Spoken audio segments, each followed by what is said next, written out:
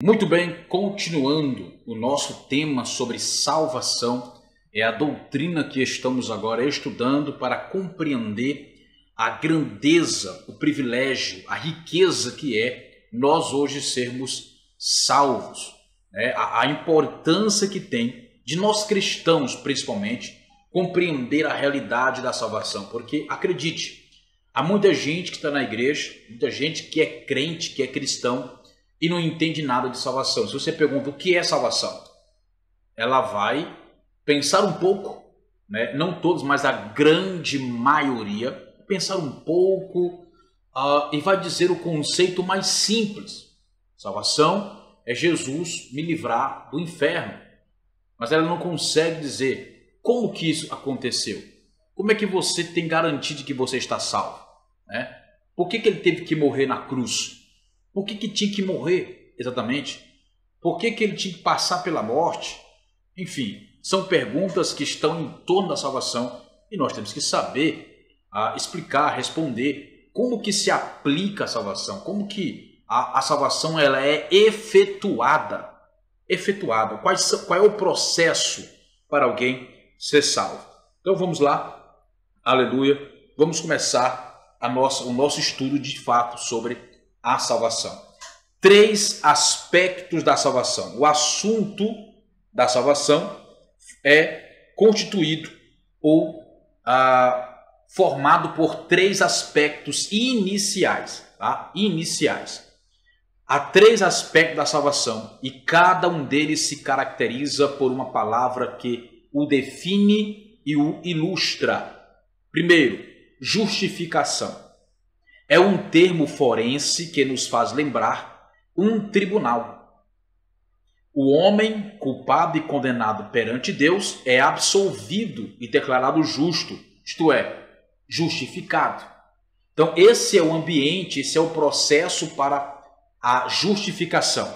É nós, diante de Deus, estamos condenados, tá? Eu estou falando aqui antes de Jesus, ok? Antes de Jesus, de você conhecer Cristo, de você servir ao Senhor. Então, a condição de todo ser humano, antes de crer em Jesus, é o quê? É que ele está diante de Deus e essa pessoa está condenada perante Deus. Mas aí, acontece algo e essa pessoa ela é absolvida. Todas aquelas condenações, aqueles julgamentos, todos aqueles crimes, aqueles pecados, não podem mais julgar essa pessoa, não pode mais condenar essa pessoa. Por quê? Porque ela foi absolvida. Ela foi absolvida. Então, ela foi feita justa. Tá? Ela foi justificada. Na verdade, foi justificada. Porque existe a diferença entre ser justificado e ser justo. Tá? E ser justo. Ser justificado é você ser absolvido de condenação. Ser justo é o teu proceder depois que você é justificado. Amém?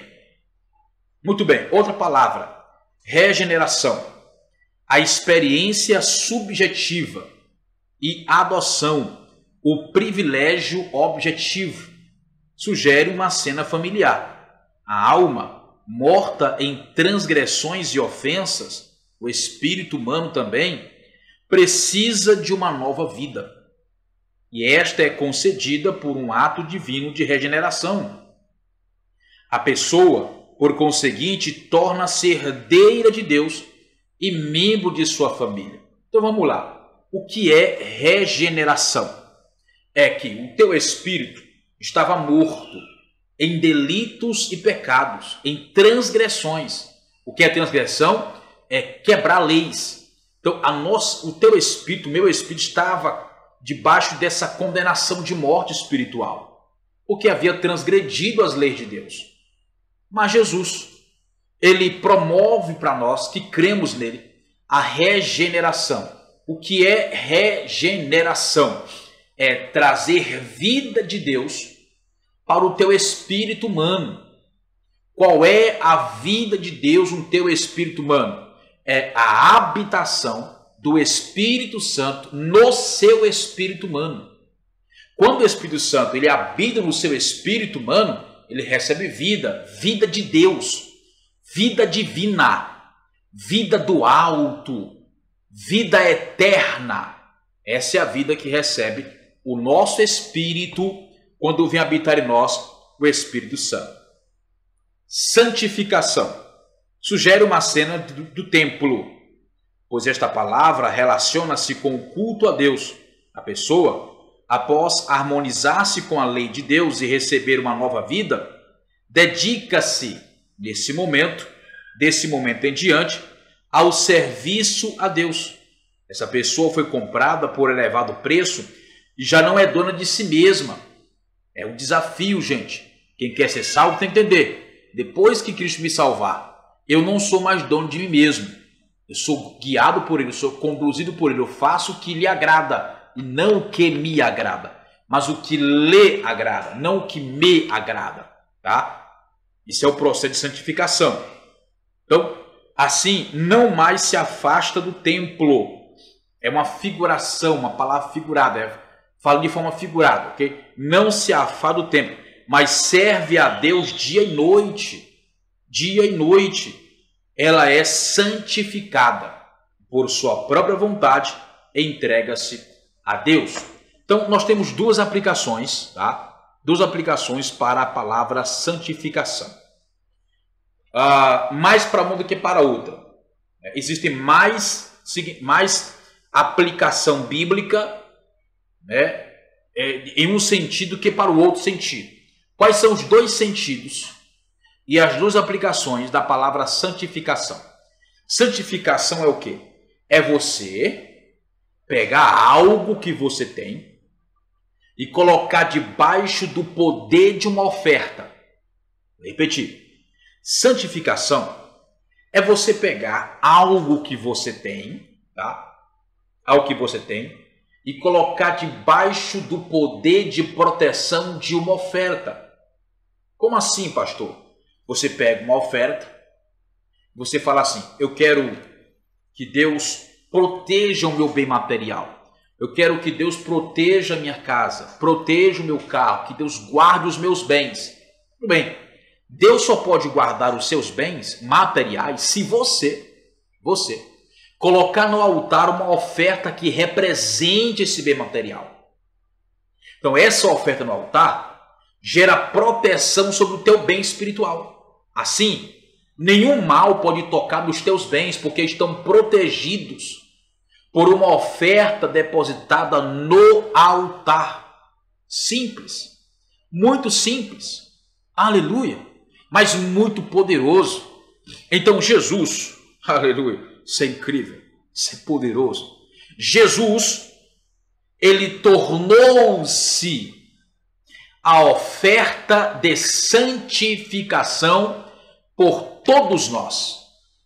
Você tem que ser protegido neste mundo. Por quê, pastor? Porque Jesus é a oferta que ele se ofereceu diante do Pai para que você seja protegido, para que tudo que você fizer possa prosperar.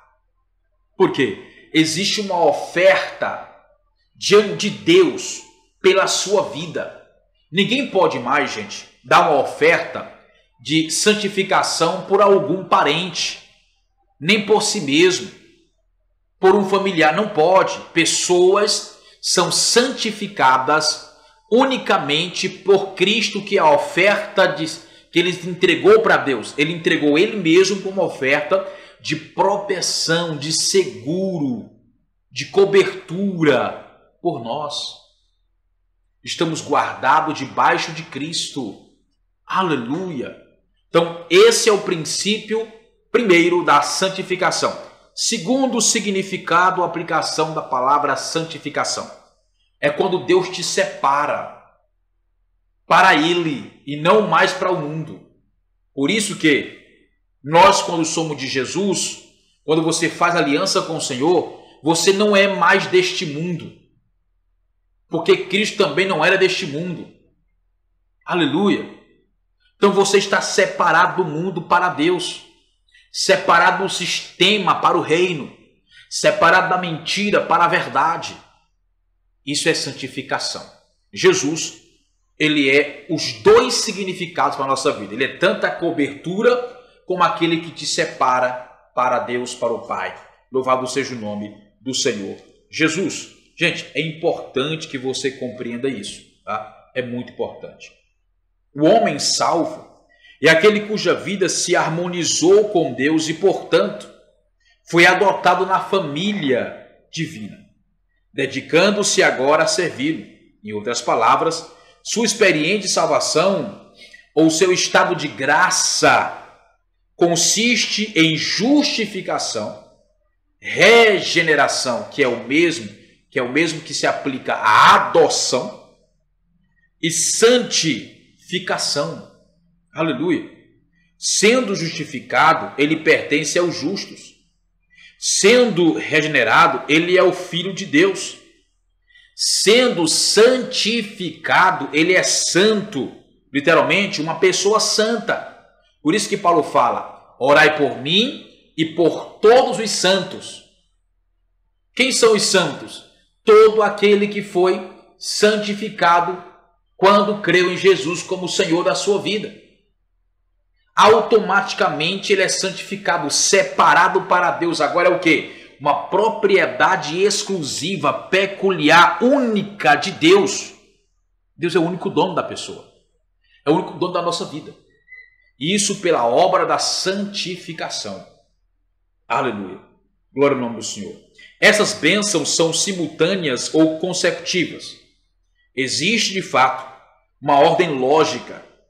O pecador harmoniza-se primeiramente perante a lei de Deus e sua vida desordenada precisa de transformação. Ele vivia para o pecado e para o mundo e, portanto, precisa separar-se para uma nova vida, santificação, para servir a Deus. Ao mesmo tempo, as três exigências são simultâneas, no sentido de que, na prática, não se separam. Então, justificação, regeneração e santificação são três irmãs, não se separam nunca. Aleluia! São três aliadas, não se separam nunca. Para sempre andarão juntas na prática da vida cristã. Na prática da vida cristã. Louvado seja o nome do Senhor. A mudança, nós as separamos para poder estudá-las. As três constituem a plena salvação.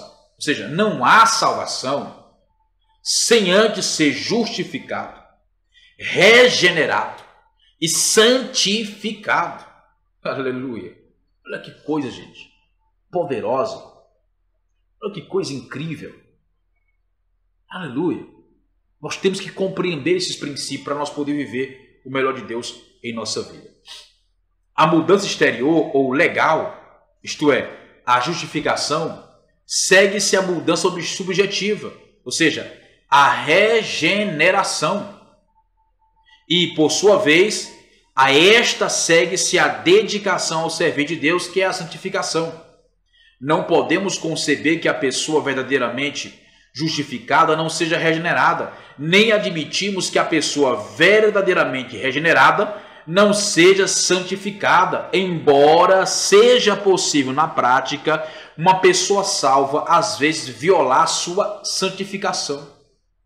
A pessoa foi salva, a pessoa está salva, mas não desenvolve na vida espiritual, não produz frutos, não cresce, não trabalha, não serve com o Senhor e nem para o Senhor. É uma tristeza. Não pode haver plena salvação sem estas três experiências, como não pode haver um triângulo sem três lados. Elas representam o tríplice fundamento sobre o qual se estrutura a vida cristã subsequente. A vida cristã, a começar por esses três princípios, progride em direção à perfeição. Essa tríplice distinção regula a linguagem do Novo Testamento em seus mínimos detalhes, apenas para ilustrar esse aspecto. Em relação à justificação, Deus é o juiz e Cristo é o advogado. O pecado é a transgressão da lei. A expiação é a satisfação da lei. O pagamento devido. Ou seja, o que é expiação? É pagar. aquilo que se cobra por algo. O que é a redenção? É comprar de volta o que se perdeu. Tá? Então, nós fomos redimidos e expiados. Redimidos por quê? Porque fomos comprados de volta. Expiados por quê? Porque Deus pagou a nossa dívida. Não há mais dívida entre nós e Deus depois que somos salvos em Jesus. Tá? Não há. Não há dívida de condenação, tá? Dívida de condenação. Aleluia. O Espírito testifica do perdão. A vida cristã é obediência e sua perfeição é o cumprimento da lei de justiça. Então, essas três palavras, elas vão andar juntas, sempre, em relação à salvação. Tá? A gente não pode separá-las, elas estão conectadas para sempre. Aleluia. Que Deus te abençoe, Deus te guarde. Nós iremos continuar na próxima aula, no próximo vídeo. Paz!